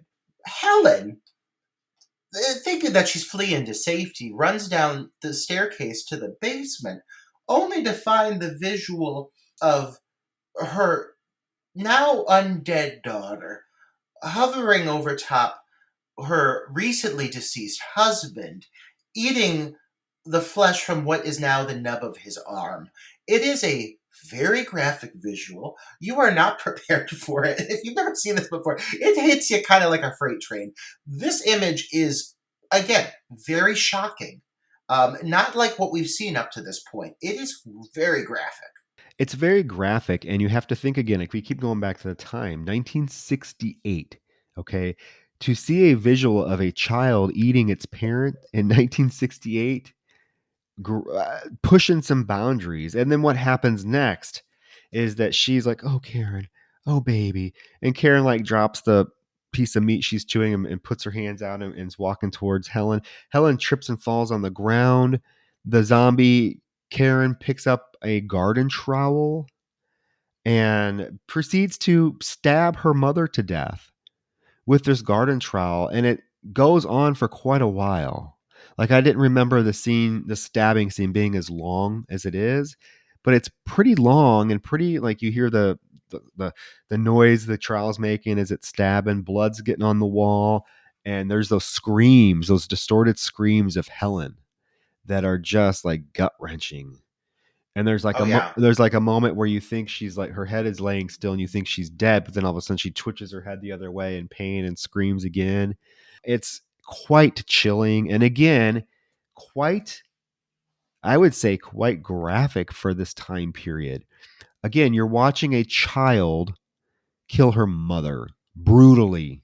This again had to have fucked with audiences in that time.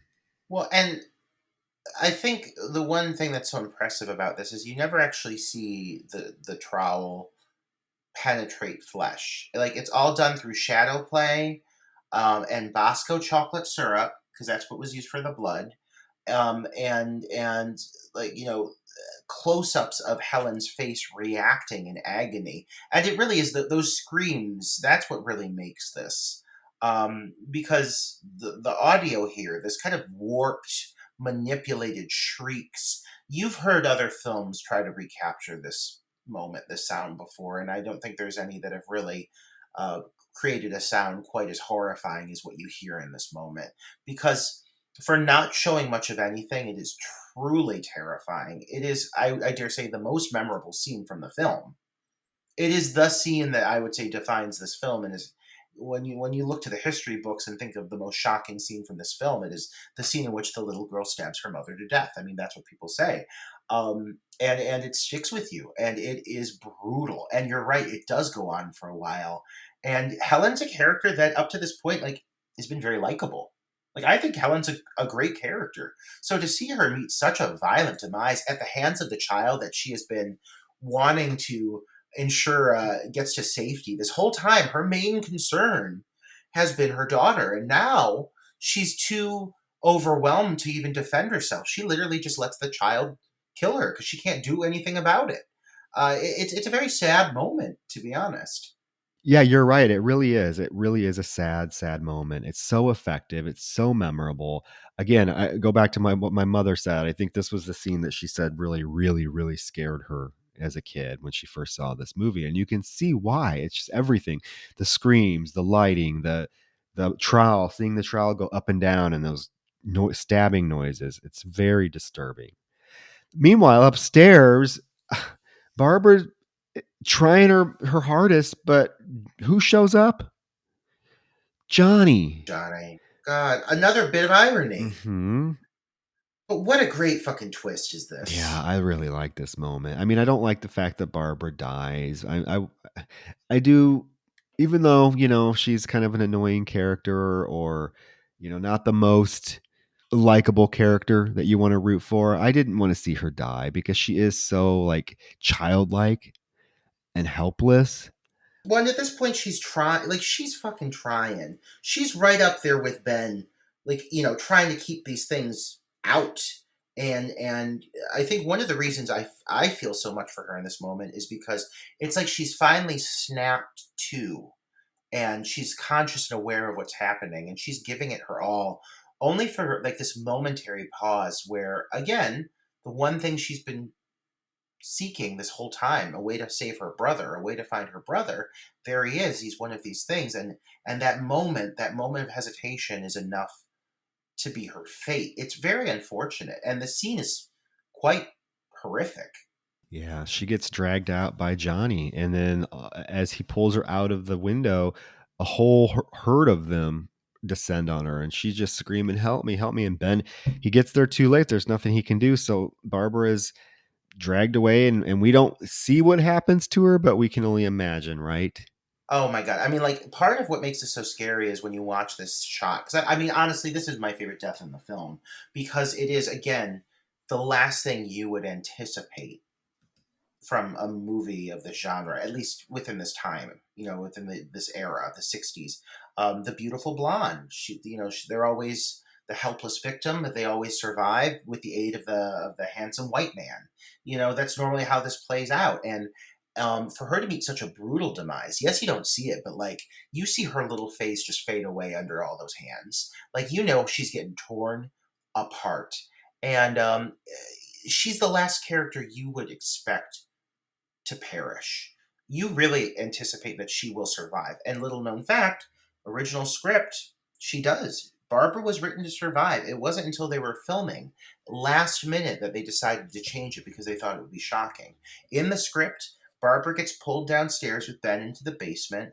He goes upstairs and she stays downstairs while everything happens. And she's found at the end of the movie. And she was supposed to be part of all of that freeze frame footage, the photos. Like she was supposed to survive. They changed it last minute. I hate that she dies because I feel for her character, but I think it was for the betterment of the film, for the shock factor alone.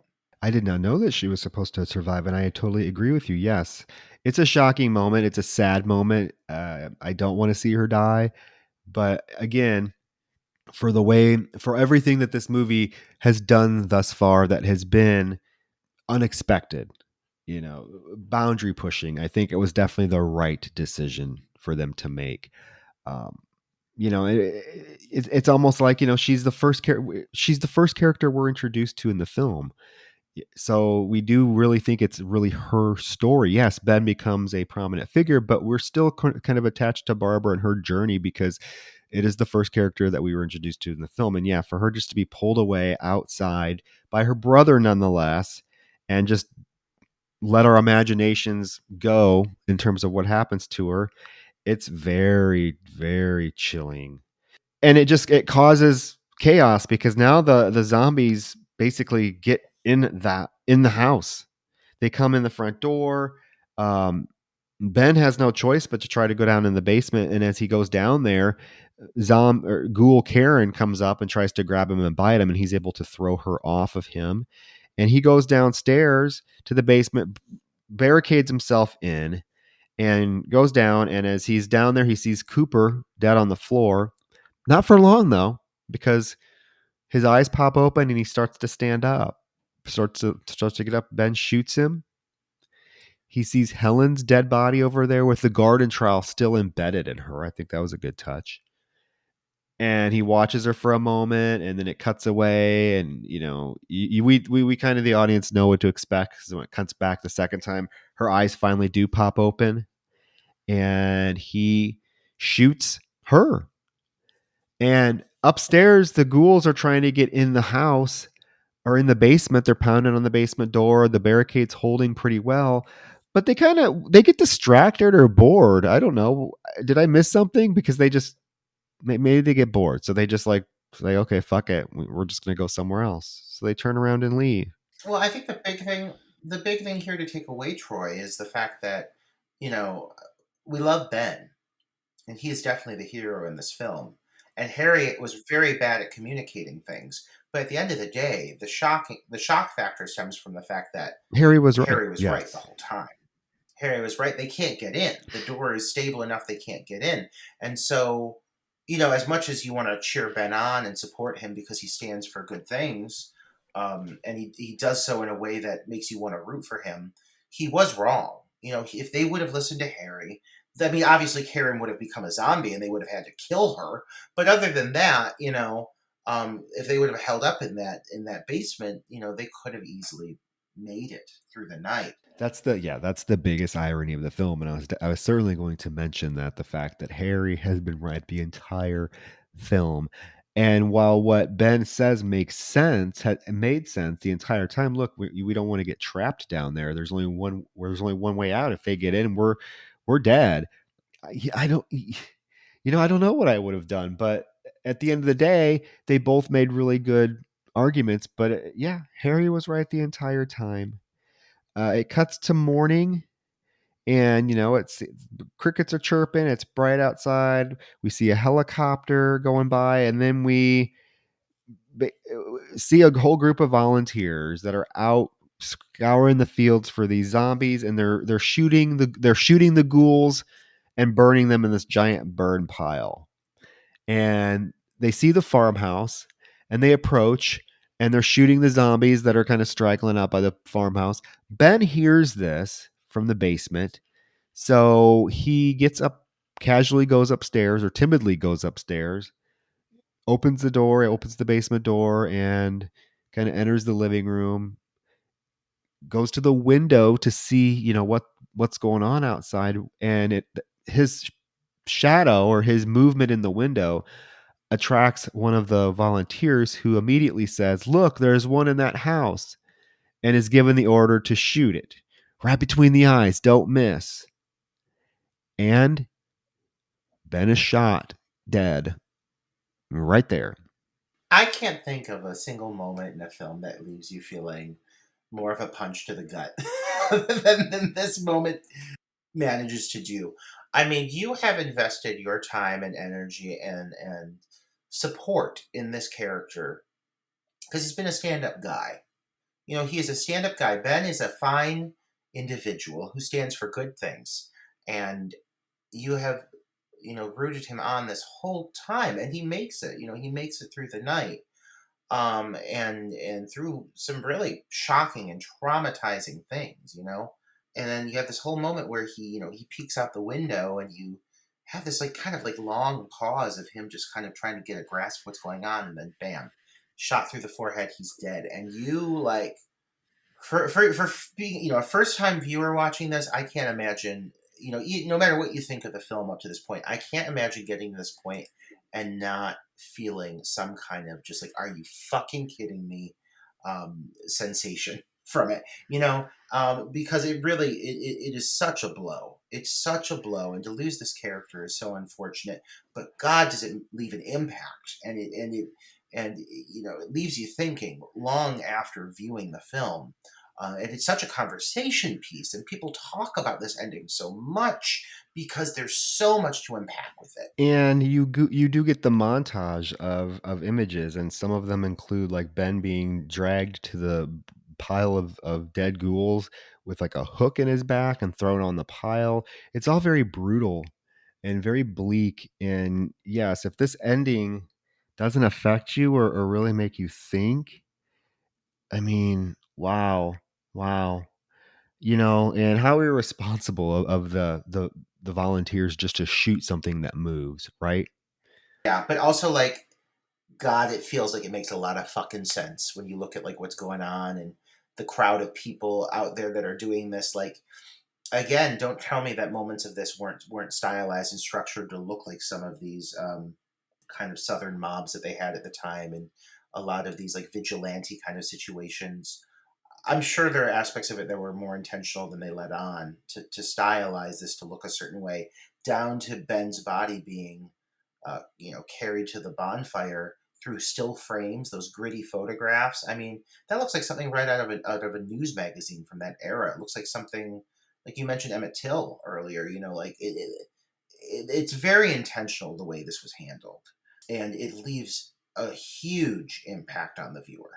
Yeah, yeah. I mean, it's interesting that the film takes place in Pennsylvania and, which is north, obviously, if you know anything about the Civil War, the North and the South. South was the Confederacy, the North freed the slaves. My point is it's really interesting the film takes place in Pennsylvania. However, this particular sheriff and his group of volunteers that he has out scouring the fields and shooting anything that moves, they come off as being very good old boy Alabamish, like even with a tinge of a southern draw. It's really interesting. And yeah, you're right. These final moments and these final flashes of images feel like it feels like they come right out of like a documentary about lynchings in Mississippi. I mean, it's that type of imagery and that strong of imagery, and it could not have been accidental. Definitely a statement. There's a lot of political subtext there that we could dissect for hours. I'm sure this film has been dissected for its political subtext, and we've barely even touched on it. Super impactful ending. When you tie it into what was going on during this era, I mean, it just so bleak, depressing, but also impactful, memorable. Yeah, the ending of this film is definitely unforgettable. I think, I mean, the whole film in general, but especially the ending, I think really set the groundwork for other filmmakers, especially independent filmmakers, to come afterwards. But not just independent filmmakers. If you look at like the Jordan Peels, who's very openly praised the works of Romero, the filmmakers who've opted to take risks, political risks. There are a lot of films that have been ballsy enough to tackle and touch on certain topics that you don't necessarily think would maybe fit into the genre. An example I'll give you, we covered this one, The Taking of Deborah Logan, delving so deep into, like, the mentality of an individual suffering from Alzheimer's, and there, the kind of decline that comes with that, and the taboo, and all the discrimination that's experienced, how those people are treated. I mean, that's something that very much had a message to the movie that went well beyond the horror of the movie. It's how these people, how their lives change when they go through this experience. I think movies like that very much have a lot of thanks towards Night of the Living Dead, and respect that needs to be shown towards this title, because it really did take risks unlike any other film before it. It chose to push the boundaries, not just as a piece of horror cinema, but as you said, like as a piece of political commentary on the times. And it's such a beautiful, delicate balance of the two, and it succeeds in both areas. And that's why this is such a landmark piece of cinema, because it's a great horror film, but it's a great story, and it's got great characters, and there's so much more to it than just the violence and the gore. There is so much to unpack.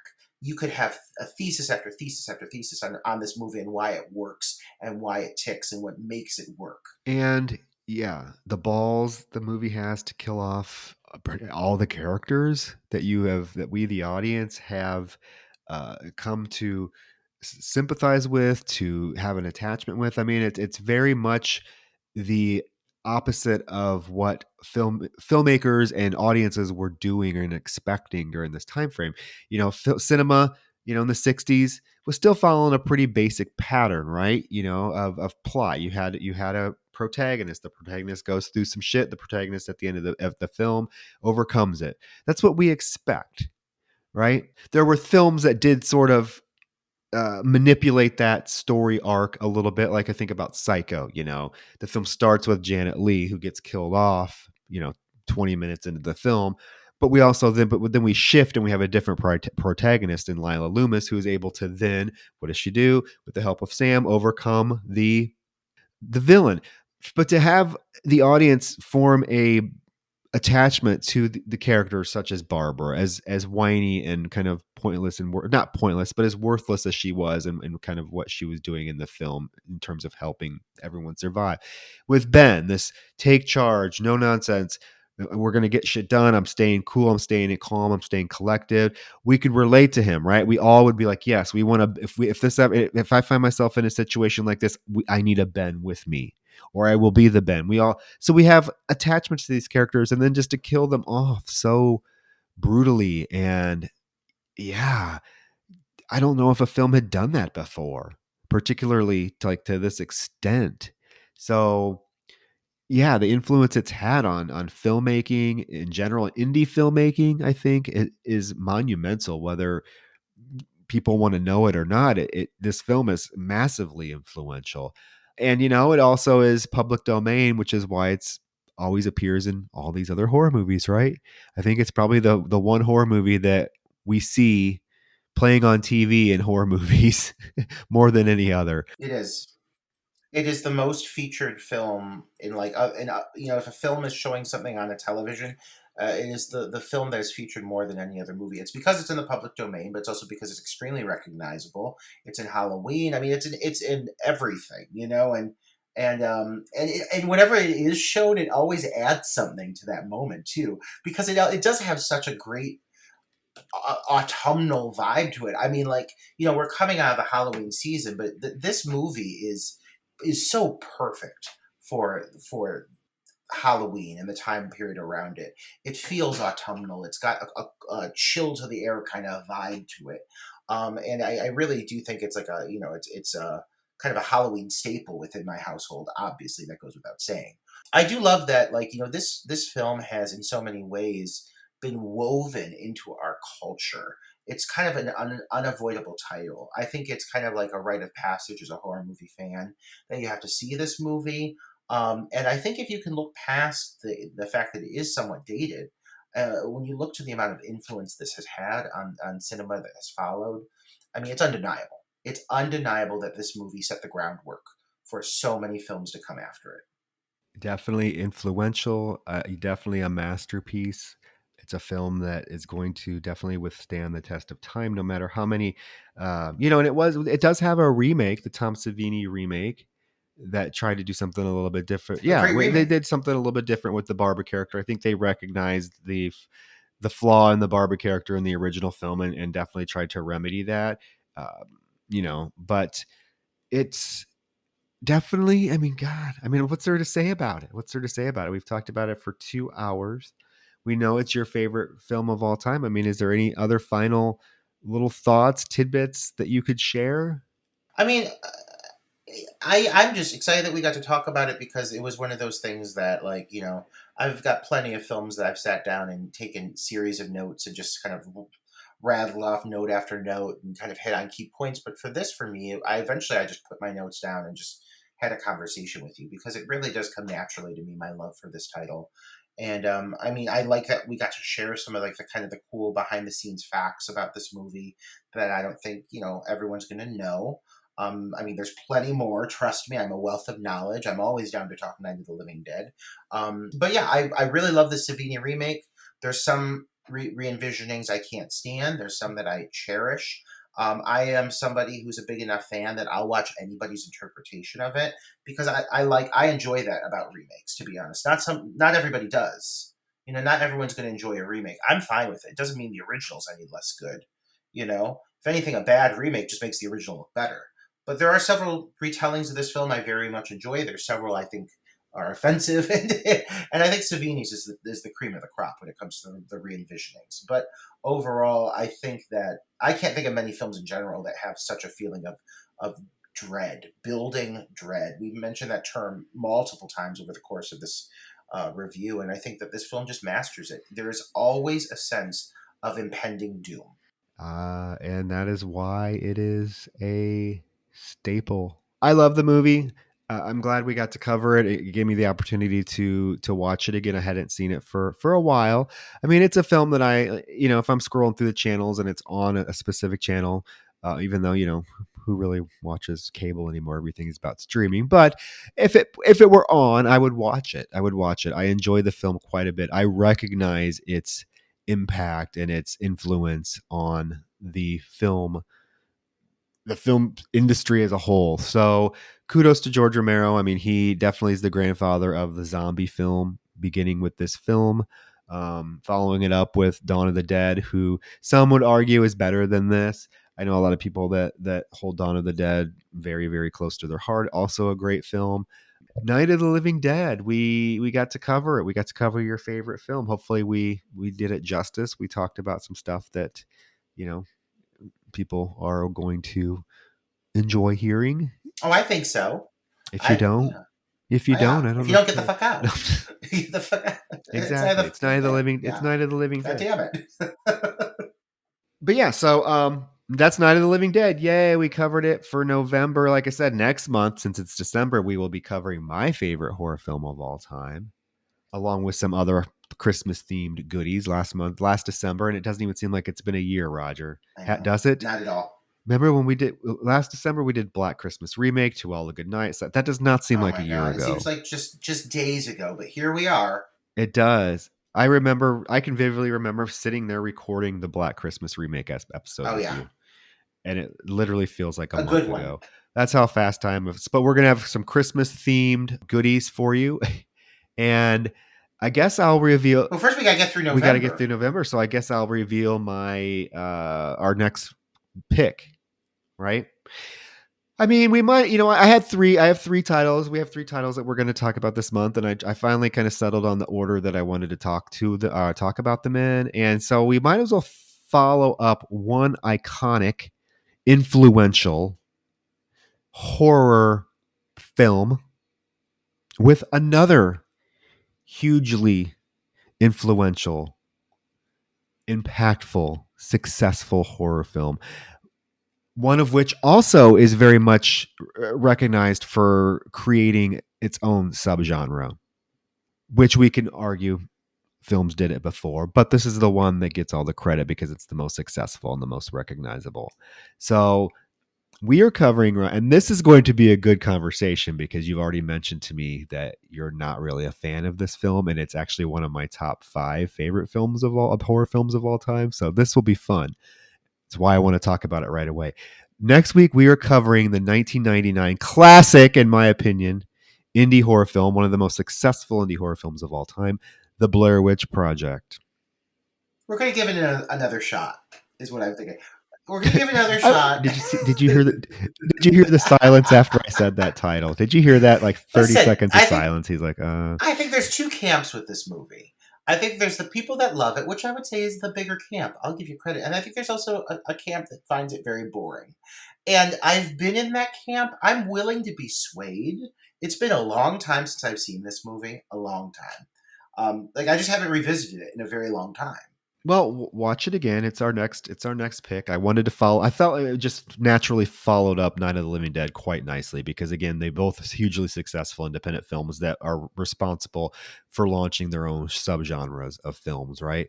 So I thought, okay, perfect companion. So yeah, Roger, so it's going to be an interesting conversation. It's going to be one that you're not going to want to miss. So next week, tune in. We're traveling to Burkittsville to interview some local town folk, and we are going to have a mighty frightening time discussing the Blair Witch Project. That we are. What a good double billing too, Troy. Good call on that title. Definitely. So guys, if you like if you're enjoying the podcast, head on over to Apple Podcasts, give us a 5-star rating. Check out our Patreon, patreon.com/Dark Night of the Podcast. We have 16 full-length episodes up, including our recent one on Jason Takes Manhattan. And the best nude top and 3 nude scenes. the top 3 best nude scenes is up too. So who can say no to that? I listened to that today and I was like, oh, this is a good one. I really like that episode. We got to promote that one because I think it might get some interest. But yeah, so check it out. Other than that, let us know your comments, your thoughts on Night of the Living Dead, and we will see you next week with the Blair Witch Project. Yes. All right. Good night. Good night.